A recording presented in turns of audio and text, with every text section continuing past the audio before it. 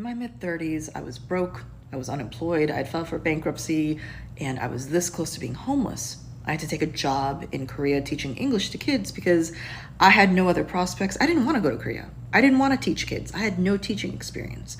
But if you get a job teaching English in Korea, they give you a flight ticket to Korea and also a place to live. So I really didn't have a choice. While I was in Korea, I had to learn how to teach. I wasn't good at it naturally, but I had a boss who had a personal vendetta against me. And even though at the time it felt like workplace bullying, in retrospect, I'm very grateful to her because it was her personalized attention, if we can put it that way, towards me, nitpicking every single thing, every single day, that made me a better teacher very quickly.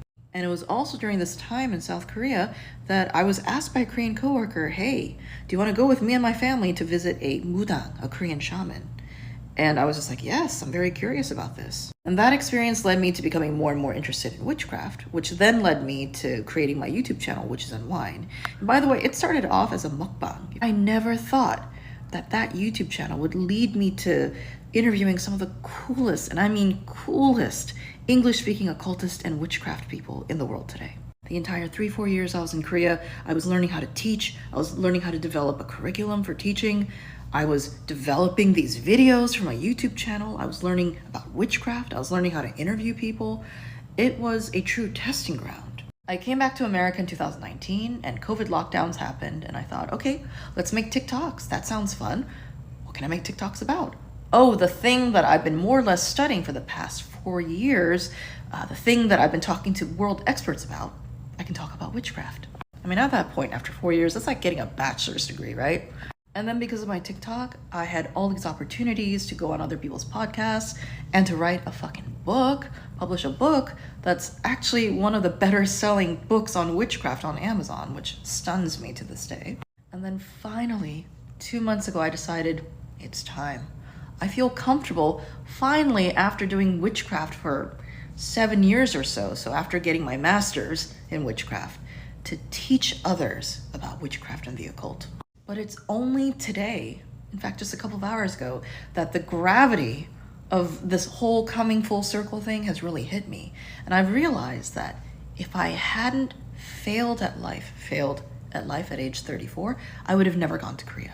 And if I had never gone to Korea to learn how to teach, to learn how to develop a curriculum, to develop a YouTube channel where I get to talk to people, experts, I would not be in the position that I am today. The thing is, I don't have this glamorous story. I'm not this young, pretty thing.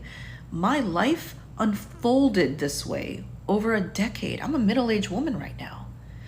And yet, I would have become a middle-aged woman anyways. In a year, we're all gonna age a year. In 5 years, we're all gonna be living that additional 5 years. So today is a good time as any, no matter what your age is, to live the life that is the deepest, most authentic life for you. I don't think it was the actual events that determined where I am today.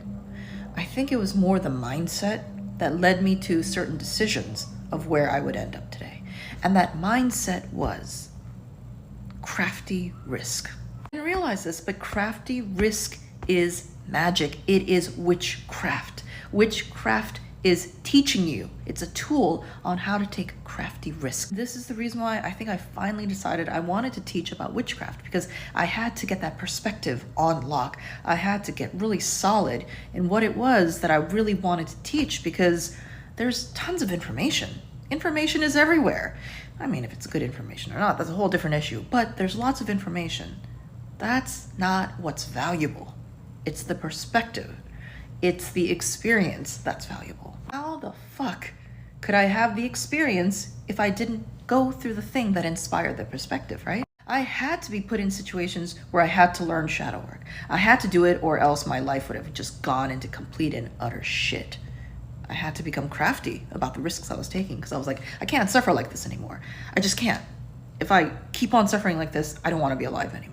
It was only when life forced me into economic instability where I was just like, okay, I need to learn how to stabilize my money situation because I'm tired of living like this.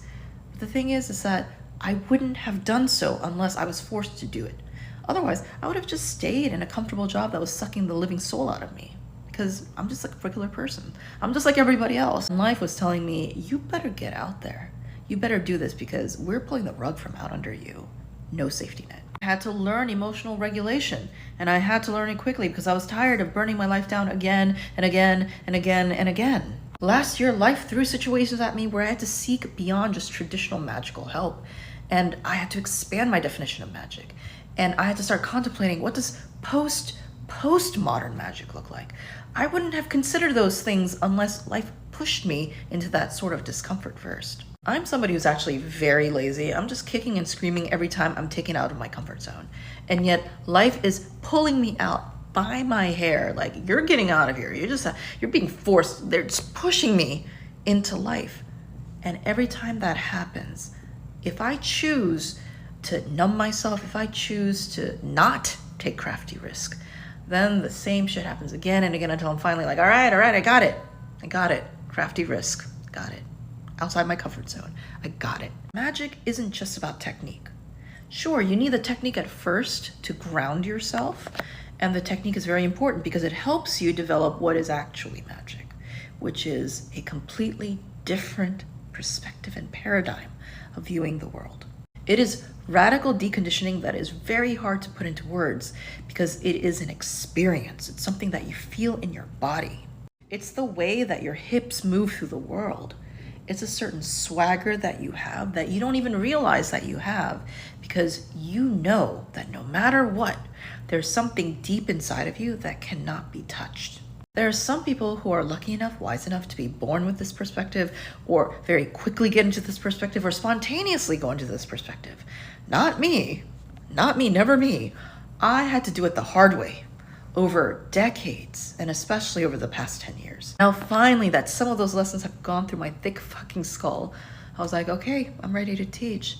And these past 2 months that I've started teaching witchcraft and the occult have been so fulfilling. I can't even describe how fulfilling they are. But I couldn't have taught jack shit until I went through it myself, until I had gone through the alchemy myself, until I had gone through the ring of fire myself, and it sucked while I was going through it. But in retrospect, I wouldn't change anything. So 34-year-old me, the one who was living on her sister's couch, being rejected from Korean English-speaking school left and right because she wasn't a recent college graduate, because she didn't have any qualifications to teach, who had no money, who was drinking too much, didn't like herself, didn't respect herself. To that version of myself, all I have to say is that thank you. Thank you for basically being that, because that was what was needed to help me become this. I couldn't have done it without her.